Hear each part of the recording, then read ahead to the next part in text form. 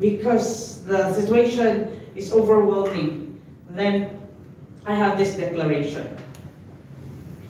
I am loved. I am loved. Feel it in your heart. Believe that you are really loved.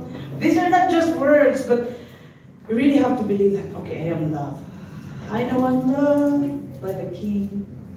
And it makes my heart want to sing. Okay, just follow after me from one side to another. Let's have this. I am loved. I am loved. I am forgiven. I am forgiven. Now say it with conviction. I am forgiven. I am forgiven. I am favored. I am favored. Yes, you will pass all your exams. No failing grades. Money will arrive.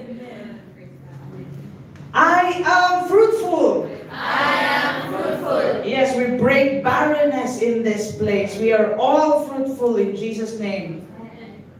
New and great things from God are coming my way. New and great things from God are coming my way. Then you shout, I'm excited! I'm excited. Oh, you don't seem to be excited. Let's do it again. New things and great things from God are coming my way. I'm excited! I'm excited. All right. Then, my life will step up to the next level. My life will